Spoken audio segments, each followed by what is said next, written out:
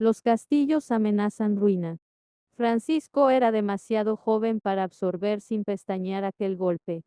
A los 20 años, el alma del joven es una ánfora frágil. Basta el golpe de una piedrerita, y la ánfora se desvanece como un sueño interrumpido. Es el paso del tiempo y del viento lo que da consistencia al alma. Uno tiene la impresión de que los biógrafos contemporáneos pasan como volando por encima de los años de conversión de Francisco. Igual que los periodistas, los cronistas nos entregaron anécdotas. Pero, al parecer, no presenciaron o, al menos, no nos transmitieron el drama interior que origina y explica aquellos episodios. Nada nos dicen de su conversión hasta la noche de Spoleto. Sin embargo, en esta noche, cayó la fruta porque estaba ya madura. Para mí, en estos 11 largos meses de encierro e inactividad, comienza el tránsito de Francisco. Para construir un mundo, otro mundo tiene que desmoronarse anteriormente. Y no hay granadas que arranquen de raíz una construcción. Los edificios humanos mueren piedra a piedra. En la prisión de Perusa comienza a morir el hijo de Bernardone y a nacer Francisco de Asís. Sefirelli nos ofreció un bellísimo filme, Hermano Sol, Hermana Luna. Pero tampoco ahí se nos desvela el misterio. Nada se nos insinúa de los impulsos profundos que dan origen a tanta belleza. La película se parece a un mundo mágico que, de improviso, emergiera nadie sabe de dónde ni cómo. Es como imaginar el despegue vertical de un avión sin reactores. Nadie, salvo un masoquista químicamente puro, hace lo que Francisco en esas escenas, someterse a una existencia errante, presentando un rostro feliz a las caras agrias, con la frente erguida ante las lluvias y las nieves. Dulzura en la aspereza, alegría en la pobreza. Todo eso presupone una fuerte capacidad de reacción que no aparece en la película, y un largo caminar en el dolor y la esperanza presupone, en una palabra, el paso transformante de Dios por el escenario de un hombre. La gracia no hace estallar fronteras. Nunca se vio que el mundo amanezca, de la noche a la mañana, vestido de primavera. El paso de un mundo a otro lo hizo Francisco lentamente, a lo largo de 2 o 3 años, y no fue un estallido repentino, sino una transición progresivamente armoniosa, sin dejar de ser dolorosa. Todo comenzó, según me parece, en la cárcel de Perusa. En toda transformación hay primeramente un despertar. Cae la ilusión y queda la desilusión, se desvanece el engaño y queda el desengaño. Sí, todo despertar es un desengaño, desde las verdades fundamentales del príncipe Sakya Muni Buda, hasta las convicciones del eclesiastés. Pero el desengaño puede ser la primera piedra de un mundo nuevo. Si analizamos los comienzos de los grandes santos, si observamos las transformaciones espirituales que ocurren a nuestro derredor, en todos ellos, descubriremos, como paso previo, un despertar. El hombre se convence de que toda la realidad es efímera y transitoria, de que nada tiene solidez, salvo Dios. En toda adhesión a Dios, cuando es plena, se esconde una búsqueda inconsciente de trascendencia y eternidad. En toda salida decisiva hacia el infinito, palpita un deseo de libertarse de la opresión de toda limitación, y así, la conversión se transforma en la suprema liberación de la angustia. El hombre, al despertar, se torna en un sabio, sabe que es locura absolutizar lo relativo y relativizar lo absoluto, sabe que somos buscadores innatos de horizontes eternos y que las realidades humanas solo ofrecen marcos estrechos que oprimen nuestras ansias de trascendencia, y así nace la angustia. Sabe que la criatura termina ahí y no tiene ventanas de salida, y, por eso, sus deseos últimos permanecen siempre frustrados, y sobre todo sabe que, a fin de cuentas, solo Dios vale la pena. porque solo él ofrece cauces de canalización a los impulsos ancestrales y profundos del corazón humano. En la cárcel de Perusa despertó Francisco. Allí comenzó a cuartearse un edificio. ¿Qué edificio? Aquel soñador había detectado, como un sensibilísimo radar, los sueños de su época, y sobre ellos. Y con ellos había proyectado un mundo amasado con castillos almenados, espadas fulgurantes. Abatiendo enemigos, los caballeros iban a los campos de batalla bajo las banderas del honor para dar alcance a esa sombra huidiza que llaman gloria. Con la punta de las lanzas se conquistaban los títulos nobiliarios, y en brazos de gestas heroicas se entraba en el templo de la fama y en las canciones de los rapsodas, igual que los antiguos caballeros del rey Arturo y los paladines del gran emperador Carlos. En una palabra, todos los caminos de la grandeza pasaban por los campos de batalla. Este era el mundo de Francisco y se llamaba sed de gloria. Persiguiendo esos fuegos fatuos había llegado nuestro joven soñador a las proximidades de Ponte San Giovanni. La primera ilusión degeneró en la primera desilusión. ¿Y de qué calibre?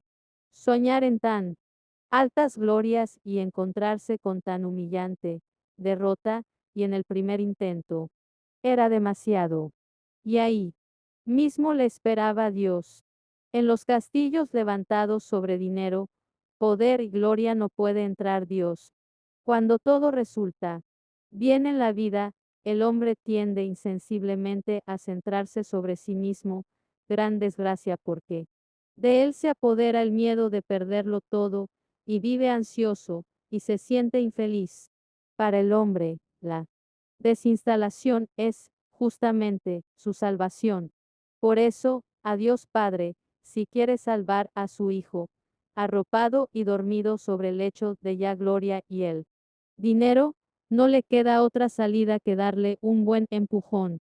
Al hundirse un mundo, queda flotando una espesa polvareda que deja confuso al Hijo. Pero, al posarse el polvo, el Hijo puede abrir los ojos, despertar, ver clara la realidad y sentirse libre. Eso le sucedió al hijo de Doña Pica. En el llano de Ponte San Giovanni se vinieron al suelo sus castillos en el aire. En el primer momento, como siempre sucede, el muchacho, envuelto en la polvareda, sintió confusión. Pero, al llegar al presidio, en la medida en que fue pasando el tiempo y el polvo se desvanecía, el hijo de Doña Pica, como otro Segismundo, comenzó a ver claro, todo es inconsistente como un sueño. Era demasiado, para un joven sensible e impaciente, permanecer inactivo entre los muros de una cárcel, mascando la hierba amarga de la derrota. En un cautiverio hay demasiado tiempo para pensar. Allí no hay novedades que distraigan. Solo queda flotando, como realidad única y oprimente, la derrota. Por otra parte, nuestro muchacho no se escapó de la psicología de los cautivos. El cautivo, igual que el preso político, vive entre la incertidumbre y el temor, no sabe cuántos meses o años permanecerá recluido en la prisión, ni cuál habrá de ser el curso de los acontecimientos políticos, ni qué será de su futuro. Solo sabe que ese futuro queda pendiente de un podestá arbitrario o de una camarilla hostil de señores feudales.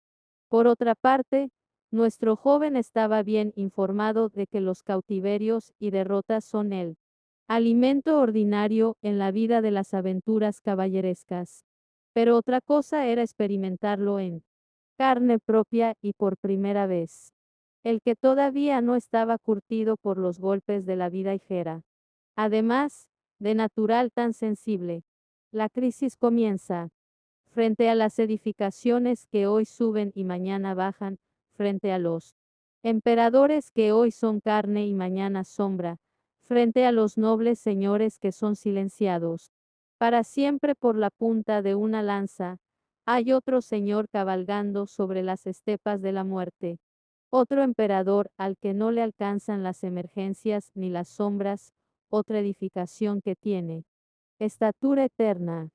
La gracia ronda al hijo de Doña Pica. Este pierde seguridad. Los viejos biógrafos nos dicen que, mientras sus compañeros estaban tristes, Francisco no solo estaba alegre sino eufórico. ¿Por qué? Un hombre sensible fácilmente se deprime. A partir de su temperamento, tendríamos motivos para pensar que Francisco tenía que estar abatido en la cárcel. Sin embargo, no lo estaba. Las palabras de Celano, cronista contemporáneo, nos dan pie para confirmarnos en lo que venimos diciendo desde el principio, que todo comenzó en la cárcel de Perusa, que Dios irrumpió entre los escombros de sus castillos, arruinados, que allá tomó gusto a Dios y allá vislumbró, si bien entre nieblas, otro rumbo para su vida. Efectivamente, cuenta el viejo biógrafo que, ante la euforia de Francisco, se molestaron sus compañeros y le dijeron, «¿Estás loco, Francisco? ¿Cómo se puede estar tan radiante entre estas cadenas oxidadas?» Francisco respondió textualmente, «¿Sabéis por qué? Mirad, aquí dentro llevo escondido un presentimiento que me dice que llegará el día en que todo de mundo me venerará como santo». Fugaces vislumbres de eternidad cruzaron el cielo oscuro de Francisco en la oscura cárcel de Perusa. La gran palabra de su vida. En agosto de 1203, los hombres de la plebe y los aristócratas de Asís se dijeron entre sí, ¿para qué gastar energías en combatirnos mutuamente? Hagamos un tratado de paz y consolidemos la vida de nuestra pequeña república. A consecuencia de esta alianza, Francisco y sus compañeros de cautividad fueron dejados en libertad y regresaron a Asís. Entre este momento y la noche de Spoleto han transcurrido aproximadamente 2 años. ¿Qué hizo? En este ínterin, el hijo de Bernardone. Los biógrafos nos hablan poco, de lo poco que nos hablan. Sin embargo, podemos deducir mucho.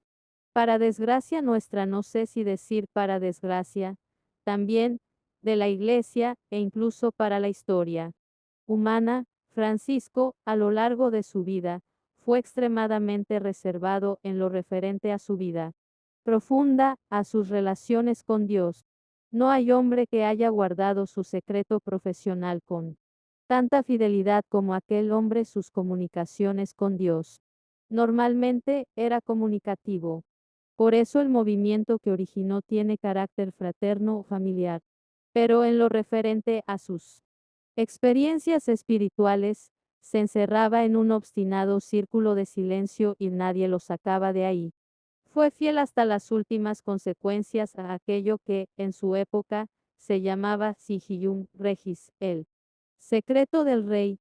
Mis cosas con mi señor acaban entre litigio. Hay que notar, por ejemplo, que la noticia de su muerte causó alegría. ¿Por qué?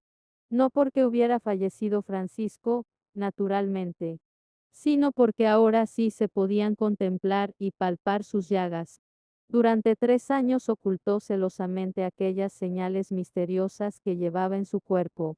Todo el mundo sabía de su existencia, pero nadie, mientras vivió Francisco, tuvo la dicha de contemplarlas, ni sus confidentes más íntimos, ni siquiera Clara. Solamente pudo verlas el hermano León, que hacía las veces de secretario y enfermero. Puede ser que, debido a este sigillum, los narradores contemporáneos no hubieran tenido noticias de su paso o conversión y que, por eso, la información respecto a esa época sea tan parca. Tanto los cronistas contemporáneos como Francisco mismo en su testamento nos introducen de un golpe en el escenario de Dios, como si ya existiera una alta familiaridad entre Francisco y su Señor. Pero una gran familiaridad con Dios presupone una larga historia de trato personal. Y es esa historia la que está por desvelarse. Hoy día, en los libros sobre San Francisco, se tiende a pasar por alto su vida interior, dando senos. En cambio, un amplio anecdotario concorde con la mentalidad actual. Frecuentemente se nos presenta un Francisco del gusto de hoy, contestatario, hippie, patrono de la ecología, sin preocuparse, en general, por desvelar su misterio personal. Para presentar a San Francisco, el hombre de hoy no nos debiera preocupar tanto, me parece, si yo, que Francisco fue o hizo eso no del gusto de nuestra época, cuáles de sus rasgos concuerdan con nuestras inquietudes.